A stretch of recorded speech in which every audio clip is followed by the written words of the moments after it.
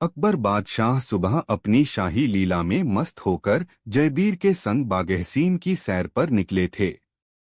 गुलाबों की खुशबू हवा में तैर रही थी और रंग-बिरंगे तितलियों का झुंड फूलों के आसपास मंडरा रहा था। अकबर ने अपने हाथी की पीठ से नीचे झांककर जयबीर से कहा, तुम्हारी बुद्धि का आज बड़ा मजा लेने का मन कर रहा है। बीरबल ने मुस्कुराकर जवाब दिया, जहां पनाह की कोई भी समस्या हो मैं तैयार हूं। तभी दूर तालाब किनारे कुछ शिकारी हिरनों का पीछा करते हुए दिखाई दिए। हिरन भागते हुए सीधे तालाब के किनारे आए और एक बड़ा मजबूत हिरन पानी में कूद गया। शिकारी भी पीछे पीछे पानी में उतर गए। इसी बीच एक शिकारी की चापलूसी भरी आवाज गूंजी, जहां पनाह, देखिए ये हिरन कितना बड़ा और मजबूत है। यह हमारे द्वारा पकड़ा जा सकता है। अकबर ने थोड़ी सी लापरवाही से जवाब दिया, बीरबल, पकड़ पाते तो पकड़ लो वरना छोड़ दो। शिकारी मायूस होकर लौट गए और अकबर ने फिर से बागहसीन की तरफ बढ़ने का आदेश दिया। बीरबल ने पास आते हुए कहा, जहां पनाह, क्या मैं आपकी खिदमत में कुछ काम आऊं? अकबर ने उत्सुकता से पूछा, क्या खिदमत? बीरबल ने मुस्कुराकर उत्तर दिया, अगर आपके दरबार में कोई जंगली जानवर दाखिल हो जाए तो मैं उसे पकड़ना जानता हूं। अकबर ने खिलखिलाकर कहा, तुम्हारी हिम्मत देखी नहीं गई, लेकिन आज की महफिल में तुम जैसा खुदा का बंदा तो कम ही मिलेगा। कुछ दिनों बाद खबर आई कि किले के पास जंगल में एक बड़ा बाघ घूम रहा है, जिसने रास्ते से आने जाने वाले यात्रियों को आतंकित कर दिया था। अकबर के मंत्री भयभीत हो गए और उन्होंने जाप्तेनबे की फौज भेजने की सलाह दी। अकबर ने कहा, फौज भेजने से डर और बढ़ जाएगा, यात्रा बंद हो जाएगी और राजस्व प्रभावित होगा। सुनकर मंत्री चुप हो गए। तब बीरबल ने हाथ जोड़कर कहा, जहां पनाह, मुझे मौका दीजिए, मैं उस बाघ को पकड़ लाऊंगा। मंत्री और अन्य दरबारी ठठाकर हंसे, लेकिन अकबर ने गंभीर स्वर में पूछा, कैसे पकड़ोगे? बीरबल ने आत्मविश्वास से कहा, मैं बाघ की चाल, उसकी आदत और जंगल की ठगी तीनों समझता हूँ। मंत्री बोले, ठगी? तुम ठगी से बाघ को कैसे समझोगे? अकबर ने मुस्कुराकर कहा, देखो, बीरबल की बातों में हमेशा कोई न कोई रहस्य छिपा होता है। अगले दिन बीरबल ने सारा सामान ले लिया, कुछ सूखे मीठे आम, एक बड़ा बांस का पिंजरा, अंदर एक चमकीली माला लटका रखी और अपने साथ एक जवान शिकारी भी रखा। अकबर सर मशीन की तरह घोड़े पर सवार होकर बीरबल का साथ देने निकल पड़े। रास्ते में बीरबल ने बताया, जहां पनाह, ये बाघ उन मीठे आमों के पीछे आने की आदत रखता है। मैं आमों को पिंजरे के बाहर लटका दूंगा और पिंजरा इतने भारी धातु का है कि कोई मनुष्य नहीं उठा सकता। अकबर ने आश्चर्य से पूछा, और चमकीली माला? बीरबल ने उत्तर दिया, यह माला बाघ को अपनी चमक के कारण आकर्षित करेगी। वह सोचेगा कि शायद कोई बड़ा शिकार है और पिंजरे में दाखिल होगा। जंगल में प्रवेश करते ही दूर से थर्राती हुई पत्तियों की आवाज सुनाई दी। बीरबल ने तेज आंखें घुमाईं। अचानक एक ऊंची चीख की आवाज आई, बाघ का गुर्राहट। अकबर ने नन्ही हारमोन की तरह घोड़े की लगाम कस ली। बीरबल ने पिंजरे को पेड़ की शाखा पर बांध दिया, जिसमें आम लटके हुए थे, और पिंजरों के बाहर चंद्रमा जैसी चमकीली माला टंगी हुई थी। फिर वह दूर छुप गया। कुछ देर बाद हल्की सी ठहाका जैसी आवाज आई, बाघ निकट आ रहा था। उसकी आंखें चमकीली माला पर टिक गईं। उसने धीरे धीरे बढ़त बनाई और जब वह पैरों तक पिंजरे के नीचे आया तो उसने अपना पंजा भीतर झोंका। पिंजरे की जाली में अटक गया और खींचने की कोशिश में पिंजरा हिलडुल उठा। बीरबल ने मौके का फायदा उठाया और शिकारी को इशारा किया। शिकारी ने छुपकर आकर रस्सी खींची, पिंजरा जड़ से फंस गया। बाघ दहाड़ा और फिर चुप था। कुछ देर बाद जब पिंजरे का दरवाजा बंद हो गया, बेरबंद बाघ किलेदारों के सामने पेश कर दिया गया। अकबर ने तालियां बजाईं और बीरबल की शाबाशी दी। मंत्री चकित थे। उन्होंने पूछा, बीरबल, तुम्हें ये सब कैसे सूझा? बीरबल मुस्कुराया और बोला, जहांपनाह, बुद्धि वही है जो समस्या के कारण को पहचाने और उसी के आधार पर समाधान दे। अकबर ने सिर हिलाया और कहा, बीरबल, तुम मेरी फौज से ज्यादा काम के निकले। तभी बीरबल ने गंभीर लहजे में कहा, जहांपनाह, इस बाघ को किले में रखने से अच्छा है कि हम उसे जंगल में ही छोड़ दें ताकि वो फिर से न आए। अकबर ने चतुराई से कहा, बिल्कुल बीरबल। इसी तरह विभाजन के बिना न्याय अपने वास्तविक स्वरूप में दिखता है। और आदेश देकर बाघ को जंगल की ओर रवाना कर दिया गया। कुछ दिन बाद दरबार में एक अनोखी रिपोर्ट आई। एक अमीर जमींदार ने शिकायत की कि उसका खेत चारों ओर घिरे तालाब की वजह से कभी कभी पानी में डूब जाता है और उसका किसान पानी में डूबकर खेत नहीं जोत पाता। जमींदार ने कहा, जहांपनाह, मुझे न्याय दीजिए। मंत्री अचकचा गए। समाधान में अनेक जाने जा सकती थीं। अकबर ने बीरबल को इशारा किया।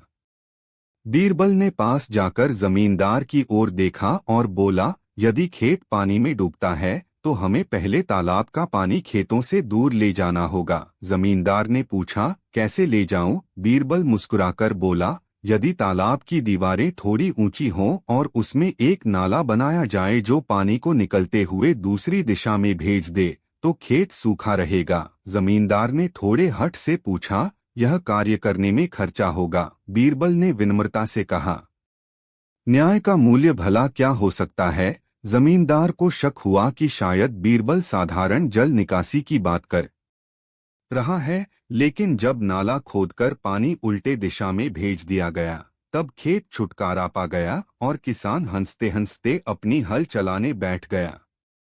मंत्री चकित थे, लेकिन अकबर ने फिर से कहा, बीरबल, न्याय वही है जो समस्या का मूल समझे।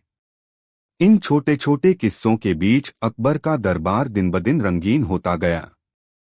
बीरबल के चतुर जवाबों और हल्कों हल्कों में बिखरी बुद्धिमत्ता ने अकबर को और उसके प्रजा को खुश रखा।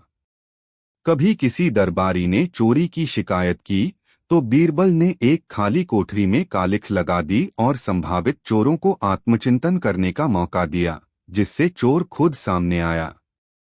किसी ने झूठे गवाहियों से किसी को फंसाया तो बीरबल ने उस झूठ के पीछे झूठ का दर्पण लगा दिया। एक एक झूठ देखकर दर्पण में उसे अपना चेहरा बदलता दिखा और उसने खुद स्वीकार कर लिया कि उसने झूठ बोला। एक दिन अकबर ने बीरबल को एक मुश्किल प्रश्न दिया। बीरबल, यह बताओ कि अगर एक दरिया में दो नावें जा रही हों, एक तेज धारा के साथ और दूसरी धारा के खिलाफ, तो कौन पहले किले पहुंचती है? मंत्री गणनागणित में उलझ गए, पर बीरबल ने शांति से कहा, जहांपनाह, इस सवाल का उत्तर साधारण गणित से नहीं बल्कि गति के धारणा से जुड़ा है। तेज धारा वाली नाव दूरी कम समय में तय कर लेती है, लेकिन वापसी मुश्किल होती है। दूसरी नाव वापसी में आसान समय पाती है, लेकिन आरंभिक यात्रा में धीमी पड़ती है। यदि दोनों नावें वापस लौटकर मिलें तो समय बराबर होगा। अकबर ने मुस्कुराकर कहा, बीरबल, तुम्हारी समझ गणित से कहीं आगे है। समय बीतता गया। अकबर और बीरबल की जोड़ी का चर्चा चौबारा हर तरफ हो गया। बीरबल की बातों में हमेशा एक नई सीख होती और अकबर की हंसी में दुनिया की सारी समस्याएं हल होती दिखती। एक बार अकबर ने चुटकी लेते हुए कहा, बीरबल, तुम्हारी बातें सुनकर लगता है जैसे दिमाग में नन्ही नन्ही मशालें जलती रहें। बीरबल ने विनम्रता से सिर झुकाया और बोला, जहांपनाह, मशालें जले तब तक रोशनी रहती है, लेकिन जब बुझ जाए तब अंधेरा पड़ जाता है। बादशाह अकबर ने अपनी प्रजा के कल्याण के लिए अनेक योजनाएं चलाए, नए नाले खोदे, बागहरित बनाए, न्यायालयों में सुधार किए। और जहां भी कोई अड़चन आती, बीरबल बैठकर हल सुझाता। कभी सुनने में सरल होता, लेकिन अमल में कठिन। तभी असली बुद्धिमत्ता दिखती। बीरबल की हर सलाह में इंसानियत की झलक मिलती। वह जानता था कि न्याय सिर्फ कठोर वाद विवाद नहीं, बल्कि सबको साथ लेकर चलने की कला है। जैसे जैसे मौसम बदला, बागहसीन में रंग बिरंगी पतंगे उड़ने लगीं। अकबर ने आदेश दिया कि बीरबल के सम्मान में एक प्रतिमा बनाएं। प्रतिमा के सामने लोग रोज आने लगे और बीरबल की बचकानी मुस्कान लोगों को याद दिलाती कि बुद्धि में हास्य भी जरूरी है। अकबर व बीरबल का वो किस्सा सदियों तक लोगों के जुबां पर गूंजा कि कैसे एक बादशाह ने समाज की जटिलता को सरल सोच से सुलझाया और कैसे एक मियाँ बुद्धिमान मंत्री ने सवालों का उत्तर नहीं बल्कि सवालों के पीछे का कारण समझकर जीवन को मधुर बना दिया। समाप्त। मुल्ला अपनी पुरानी पोशाक में दावत में पहुंचे। धनी व्यक्ति और उसके मेहमानों ने उन्हें देखकर फुसफुसाहट की। उन्हें लगा कि मुल्ला शायद नहीं जानता कि ऐसी जगह कैसे आया जाता है। जब खाने का समय हुआ तो मुल्ला मेज पर बैठ गए, लेकिन किसी ने उन्हें ठीक से ध्यान नहीं दिया। अचानक मुल्ला खड़े हुए और बाहर चले गए। कुछ देर बाद वे एक शानदार जरीदार चोगा और पगड़ी पहनकर वापस आए। यह पोशाक उन्होंने कहीं से उधार ली थी या किसी दोस्त से मांगी थी, यह कोई नहीं जानता था। जब मुल्ला उस शानदार पोशाक में वापस आए तो धनी व्यक्ति और मेहमानों का व्यवहार बदल गया। उन्होंने मुल्ला का आदर सत्कार किया, उन्हें मेज पर सबसे अच्छी जगह बिठाया और स्वादिष्ट पकवान परोसे। मुल्ला ने खाना शुरू किया, लेकिन एक अजीब तरीके से। उन्होंने पकवान उठाए और उन्हें अपने चोगे की जेबों में डालना शुरू कर दिया। उन्होंने अपनी पगड़ी के ऊपर भी थोड़ा सा खाना रख दिया। धनी व्यक्ति और मेहमान हैरान रह गए। मुल्ला जी, यह आप क्या कर रहे हैं? उन्होंने पूछा। मुल्ला ने जवाब दिया, मैं अपने कपड़े खिला रहा हूं। लोग और भी कंफ्यूज्ड हो गए। कपड़े खिला रहे हैं? यह कैसी बात हुई? मुल्ला ने गंभीरता से कहा, हाँ, मैं अपने कपड़े खिला रहा हूं। जब मैं अपनी साधारण पोशाक में आया था तो आप लोगों ने मुझे लगभग अनदेखा कर दिया था। आपने मेरे साथ ज्यादा बात नहीं की और मुझे बैठने की कोई खास जगह नहीं दी। लेकिन जैसे ही मैंने यह शानदार पोशाक पहनी, आप लोगों ने मेरा बहुत आदर किया और मुझे सबसे अच्छा खाना परोसा। इससे मुझे यह समझ में आया कि आप लोग मेरा नहीं बल्कि मेरे कपड़ों का सम्मान कर रहे थे। तो फिर इस खाने का हकदार मैं नहीं, मेरे कपड़े हैं। मुल्ला की बात सुनकर धनी व्यक्ति और मेहमानों का चेहरा उतर गया। उन्हें अपनी गलती का एहसास हुआ। उन्होंने देखा कि वे इंसान की कीमत उसकी दौलत या बाहरी दिखावे से लगा रहे थे, न कि उसकी अक्लमंदी या चरित्र से। मुल्ला ने उन्हें उनकी अक्लमंदी की कमी दिखाई थी, यह कमी कि वे सतही चीजों को महत्व देते थे और असली मूल्य को अनदेखा कर देते थे। यह घटना शहर में फैल गई और लोग मुल्ला की इस अक्लमंदी की मिसाल देने लगे कि असली सम्मान कपड़ों का नहीं बल्कि इंसान का होना चाहिए। मुल्ला ने उन्हें सिखाया कि अक्लमंदी केवल किताबी ज्ञान या चालाकी नहीं है, बल्कि यह समझना है कि किस चीज का असली मूल्य है और किस चीज का नहीं। एक बार मुल्ला बाजार में खड़े थे। एक व्यक्ति उनके पास आया और पूछा, मुल्ला जी, दुनिया में सबसे महत्वपूर्ण चीज क्या है? मुल्ला ने बिना सोचे समझे जवाब दिया, ज्ञान। व्यक्ति ने पूछा, और ज्ञान से भी महत्वपूर्ण क्या है? मुल्ला ने मुस्कुराते हुए कहा, उस ज्ञान का उपयोग करने की अक्लमंदी। व्यक्ति ने फिर पूछा, और अक्लमंदी से भी महत्वपूर्ण क्या है? मुल्ला ने थोड़ी देर सोचा, फिर बोले, अक्लमंदी से भी महत्वपूर्ण यह जानना है कि तुम कितने मूर्ख हो। यह सुनकर व्यक्ति पजल्ड हो गया। मूर्खता जानना अक्लमंदी से ज्यादा महत्वपूर्ण कैसे हो सकता है? मुल्ला ने समझाया, क्योंकि जब तुम यह जान लेते हो कि तुम कितने मूर्ख हो, तब तुम्हें अक्लमंदी की तलाश शुरू करने की प्रेरणा मिलती है। जब तुम मानते हो कि तुम सब कुछ जानते हो, तो तुम सीखना बंद कर देते हो। अपनी मूर्खता का एहसास ही ज्ञान और अक्लमंदी का पहला कदम है। मुल्ला की बात गहरी थी। उन्होंने समझाया कि अक्लमंदी कोई मंजिल नहीं है, बल्कि एक सफर है जो अपनी अज्ञानता को स्वीकार करने से शुरू होता है। यह ह्यूमिलिटी, नम्रता की अक्लमंदी थी। मुल्ला की अक्लमंदी केवल इंसानों तक सीमित नहीं थी। वह अक्सर अपने गधे से बातें करते थे और लोग सोचते थे कि वह गधे से क्या सीख सकते हैं। एक बार किसी ने मुल्ला से पूछा, मुल्ला जी, आप अपने गधे से क्या सीखते हैं? मुल्ला ने जवाब दिया, मैं इससे धैर्य और सहनशीलता सीखता हूँ। मैं सीखता हूँ कि शांत कैसे रहना है जब कोई तुम्हें गलत दिशा में खींच रहा हो या जब तुम्हारे ऊपर बहुत बोझ हो। मैं सीखता हूँ कि खाने और आराम करने का मूल्य क्या है। और सबसे महत्वपूर्ण बात, मैं सीखता हूँ कि अगर तुम एक जगह खड़े रहो और हिलो नहीं, तो आखिरकार लोग तुम्हारी बात सुनेंगे या कम से कम तुम्हें अकेला छोड़ देंगे। लोगों ने सोचा कि मुल्ला मजाक कर रहे हैं, लेकिन उनकी बातों में गहरी सच्चाई थी। गधे की सरलता और धैर्य में भी एक तरह की अक्लमंदी थी, जिसे इंसान अक्सर भूल जाते हैं अपनी दौड़ भाग और महत्वाकांक्षा में। मुल्ला ने सिखाया कि अक्लमंदी केवल जटिल विचारों में नहीं होती, बल्कि जीवन की सबसे सरल चीजों में भी पाई जा सकती है, अगर हम उन्हें देखने और उनसे सीखने के लिए तैयार हों। मुल्ला की अक्लमंदी का एक और पहलू यह था कि वह अक्सर गंभीर बातों को हल्के फुल्के अंदाज में कहते थे।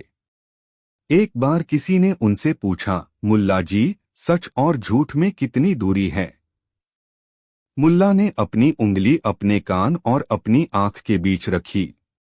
उन्होंने कहा, बस इतनी दूरी है। जो सुनते हो वह झूठ हो सकता है, जो देखते हो वह सच होता है। अक्लमंदी सुनने पर विश्वास करने से पहले देखने में है। यह एक सरल लेकिन शक्तिशाली सबक था। लोगों को अक्सर सुनी सुनाई बातों पर यकीन करने की आदत होती थी, जिससे गलतफहमियां और अफवाहें फैलती थीं।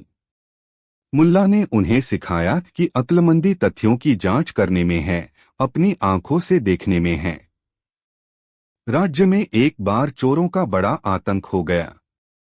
चोर रात को घरों में घुसकर सामान चुरा लेते थे। पुलिस और सिपाही उन्हें पकड़ने में नाकाम थे। लोग डरे हुए थे। एक रात मुल्ला के घर में भी चोर घुस आए। मुल्ला जाग रहे थे।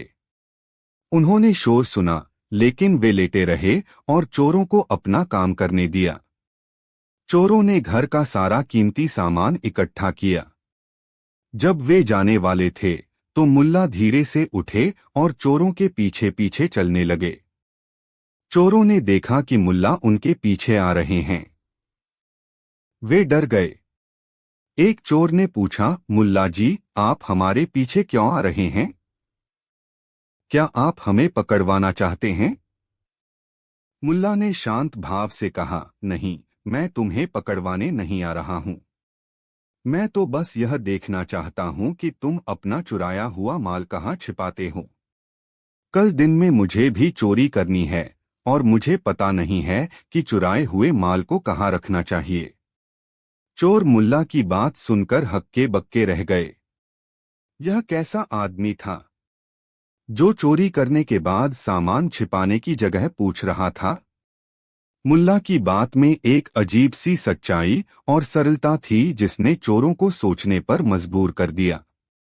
उन्हें एहसास हुआ कि मुल्ला शायद पुलिस को बुलाने या लड़ने से डर नहीं रहा था, बल्कि वह उन्हें एक सबक सिखा रहा था।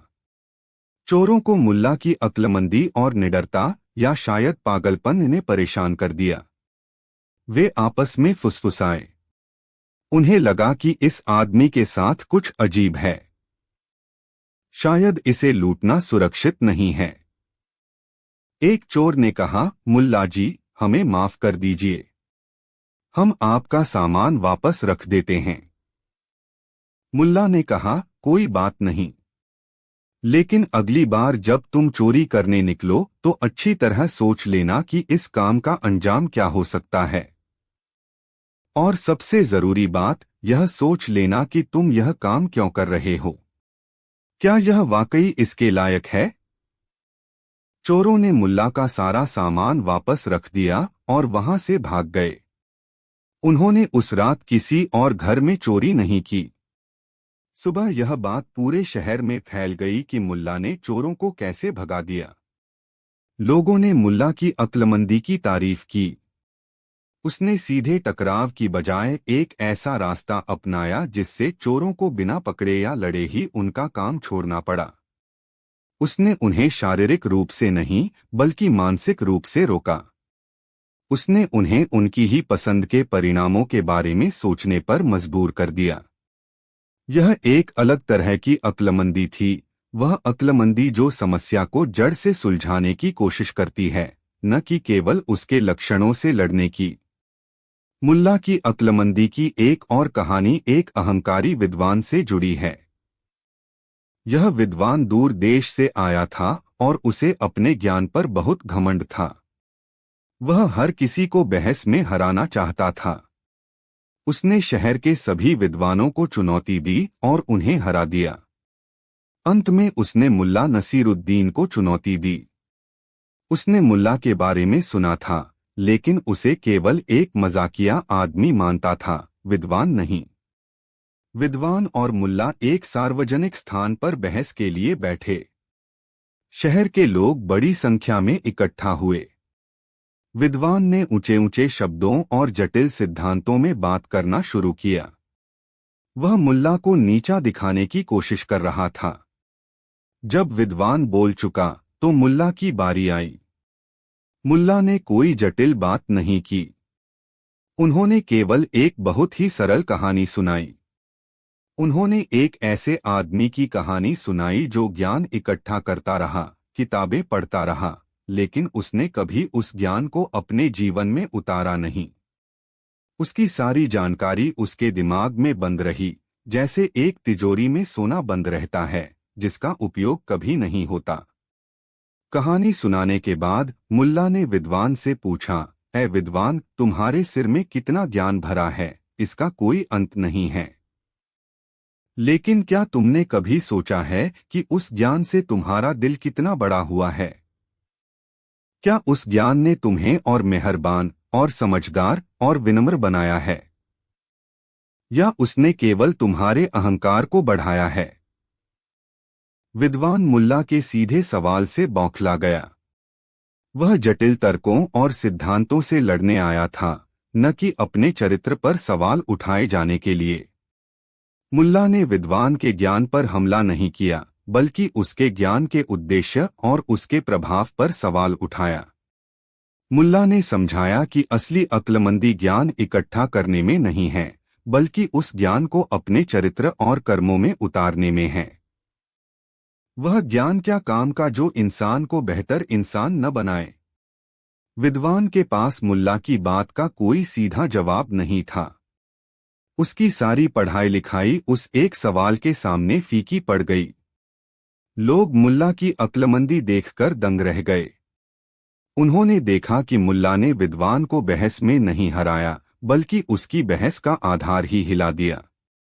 उसने यह साबित कर दिया कि असली अक्लमंदी किताबों में बंद नहीं होती, बल्कि इंसान के दिल और उसके व्यवहार में झलकती है। मुल्ला नसीरुद्दीन की अक्लमंदी की अनगिनत कहानियां हैं। हर कहानी में उनकी अक्लमंदी एक अलग रूप में दिखाई देती है, कभी हास्य में छिपी, कभी सरलता में लिपटी, कभी एक अजीबोगरीब हरकत के पीछे। उनकी अक्लमंदी यह जानने में थी कि इंसान कैसा होता है, उसकी कमजोरियां क्या होती हैं, और उसे कैसे सही रास्ते पर लाया जा सकता है, अक्सर बिना उसे यह बताए कि उसे सिखाया जा रहा है। मुल्ला ने सिखाया कि अक्लमंदी केवल बड़ी बड़ी बातें करने में नहीं है, बल्कि छोटे छोटे कामों में भी है।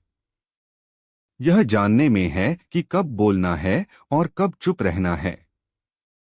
यह दूसरों की बातों को सुनने में है, भले ही वे मूर्खतापूर्ण लगें।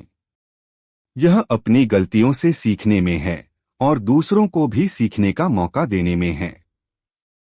मुल्ला की अक्लमंदी का सबसे महत्वपूर्ण पहलू शायद उसकी विनम्रता थी। वह कभी खुद को सबसे बुद्धिमान नहीं कहते थे, बल्कि जैसा कि एक कहानी में देखा गया, वह अपनी मूर्खता को स्वीकार करने की बात करते थे। यह विनम्रता ही उन्हें दूसरों से अलग करती थी। जो लोग सोचते थे कि वे सब कुछ जानते हैं, वे अक्सर सबसे बड़ी गलतियां करते थे। लेकिन मुल्ला, जो हमेशा सीखने के लिए तैयार रहते थे, जीवन की सच्चाइयों को गहराई से समझते थे। मुल्ला की अक्लमंदी यह भी थी कि वह कन्वेंशनल थिंकिंग, पारंपरिक सोच को चुनौती देते थे। जब हर कोई एक समस्या को एक ही तरीके से देख रहा होता था, मुल्ला उसे बिल्कुल अलग नजरिए से देखते थे और अक्सर उनका नजरिया ही सही होता था। उन्होंने सिखाया कि अक्लमंदी लीक से हटकर सोचने में है, रूढ़ियों और पूर्वाग्रहों से मुक्त होने में है। उनकी कहानियों में अक्सर एक ड्युअलिटी, द्वंद्व दिखाई देता है। वे एक साथ मूर्खतापूर्ण और बुद्धिमानी भरी होती हैं। यह द्वंद्व ही उनकी अक्लमंदी का सार था।